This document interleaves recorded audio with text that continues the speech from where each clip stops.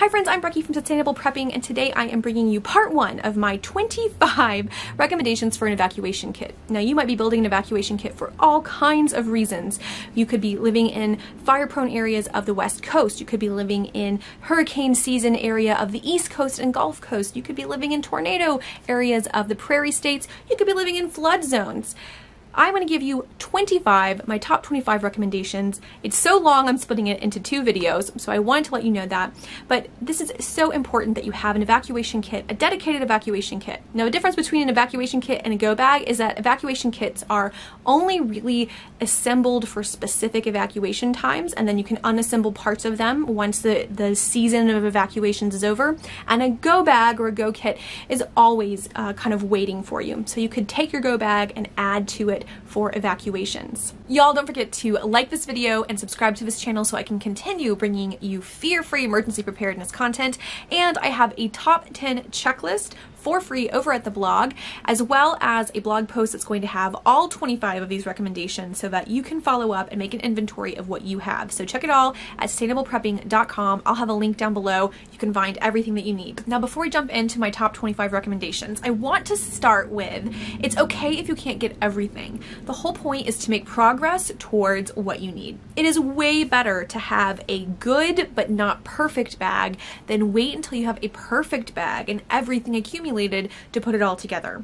The name of the game here is to make progress so that if you're caught during an emergency evacuation with only half a bag packed, you're still better off than having no bag packed. All right? So it's better to have 50% done than 0% done because you can't get to 100. I know a lot of mamas and professionals are wanting to do things 100% right. Friends, this is a place where 50% is acceptable because you're going to be better off with something than with nothing. All right, with that said, let's get into it. Okay, the number one thing to work on if you do nothing else is water. You absolutely have to have clean water, and you have to have a method in order to make dirty water clean.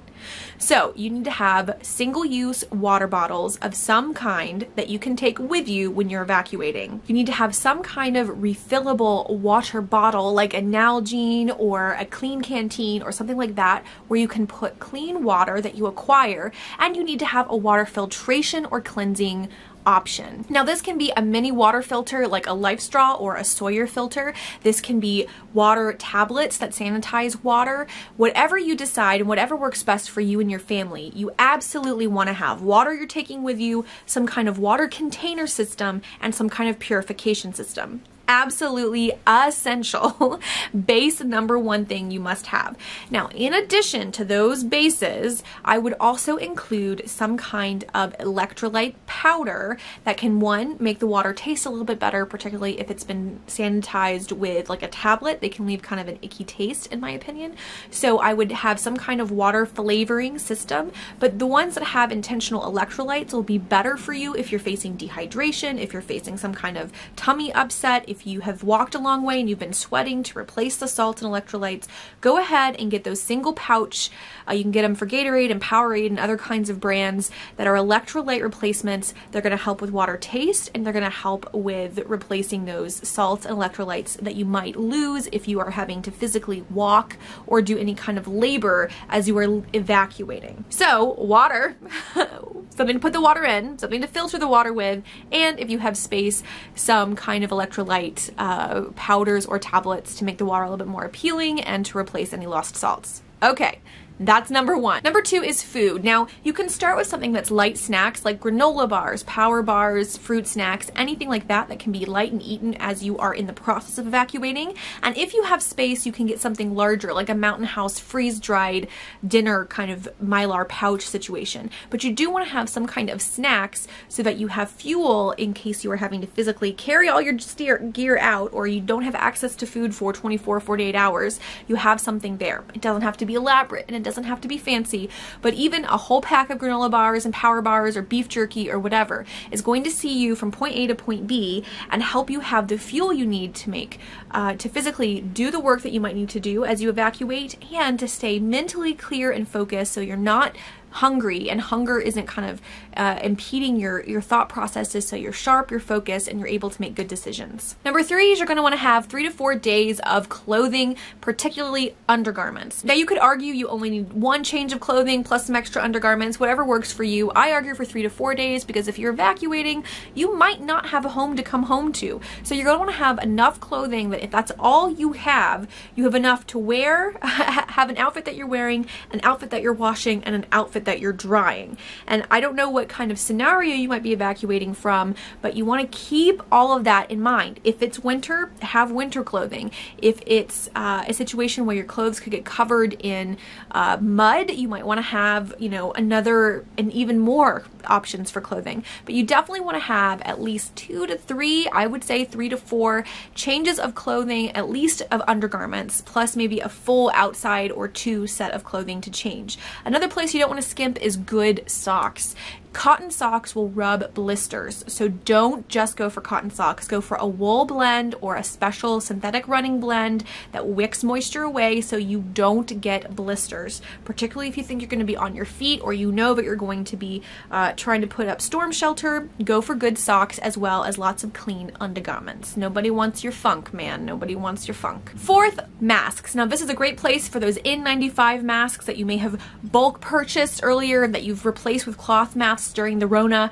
Those N95 masks could absolutely come in handy in an evacuation, particularly if it's a storm or a fire evacuation where there's particles in the air. The N95 mask could filter out quite a few of those particulates and keeps your lungs and airways clearer and helps keep you more healthy. So go make sure everyone in your family has at least 1, if there's space, 2 N95 masks or better.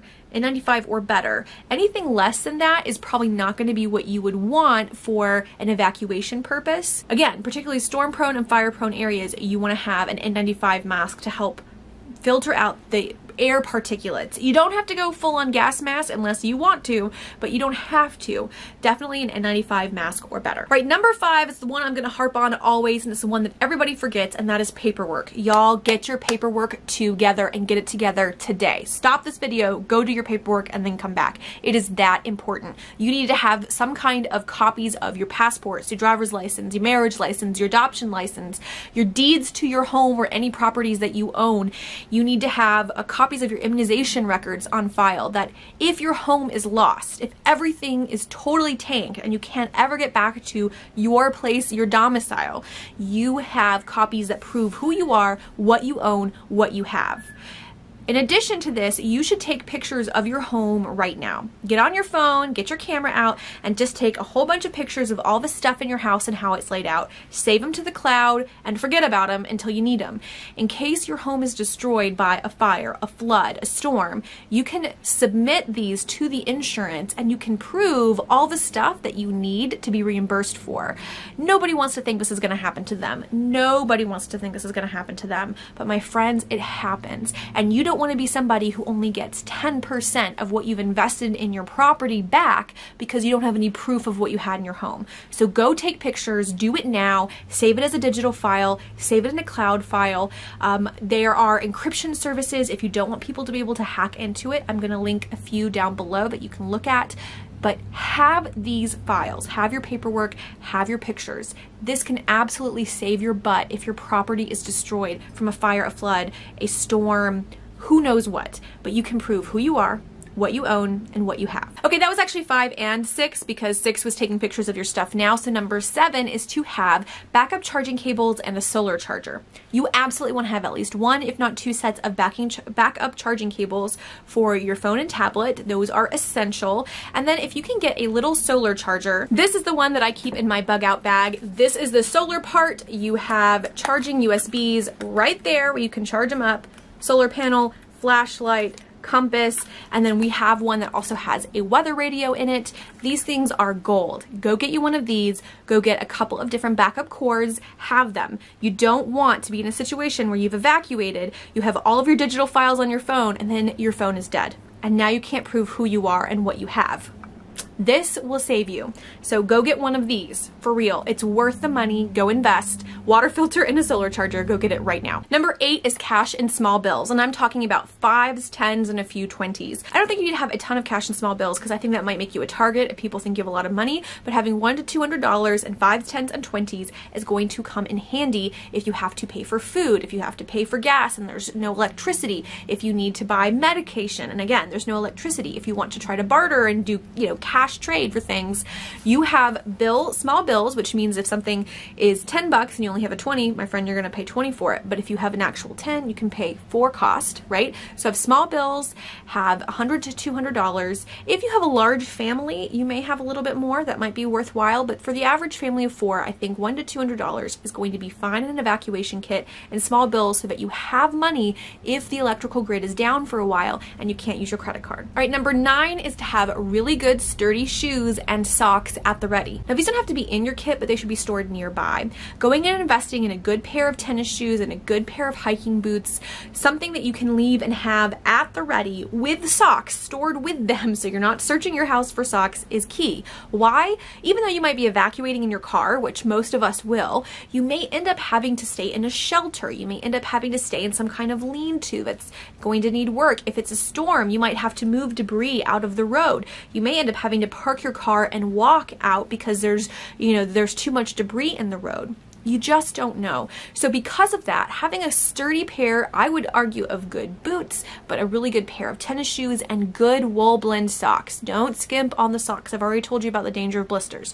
You need to have all of that set near your evacuation kit and ready to go. Now remember, you don't keep evacuation kits 12 months out of the year, so you wouldn't need to leave them there all year long. We're not talking about a pair of shoes that are designated for all time to stay right there, but for the couple of weeks or months that you happen to be in evacuation zone and time, have those shoes right where you can find them. Have the socks in the shoes, on the shoes, next to the shoes, so you can get them. You're not wasting precious time searching for socks and shoes. It's all right there and ready to go. Okay, number 10 is your keepsakes and valuables. Now, in my personal opinion, if you are in the days and weeks of evacuation time for whatever area you live in, you should go ahead and store your most important valuables in your pack.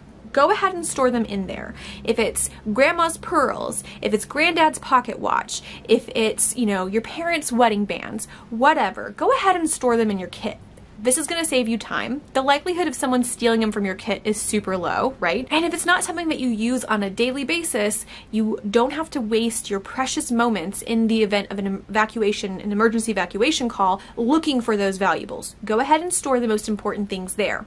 If that doesn't work for you, for whatever reason, have a list at the top of your bag, the easiest place to get, that has the valuables and keepsakes you want to grab. Whether it's a photo album, whether it's granddad's pocket watch, whether it's a favorite cookbook or a stuffed animal from childhood, or whatever it is, have that list at the very top of your bag so that when you are scrambling around and grabbing the last few things, you grab that list and you have, okay, these are the top 3 things I need to grab for my own emotional and mental well-being. If you can, store them in your pack now. If you can't, have that list at the top so that you know that that's the next thing to go and grab. Number 11 is personal care and toiletries. Now you can do this super simple and throw 1 bar of soap, some toothpaste, and a toothbrush and call it done. But you can also use, the hotel small sample sizes. You can add shampoo, conditioner, face wash, floss, whatever you want. Just pack something. You also want to make sure that whatever soap you have is soap that you can double up and use to wash laundry. So think about the kind of soap that you're going to be packing, and that will allow you to kind of get more uses out of the soap that you have. All right, friends, that is it for part 1 of the 2-part evacuation kit series. I will see you with the rest of my recommendations in part 2. Don't forget to like this video and comment down below and let me know what you would add. Remember, I do have a second part, but what would you add to this? What would you change about this? What has worked for you if you've had to evacuate? I hope you guys are all doing well, and I will see you next week. Bye.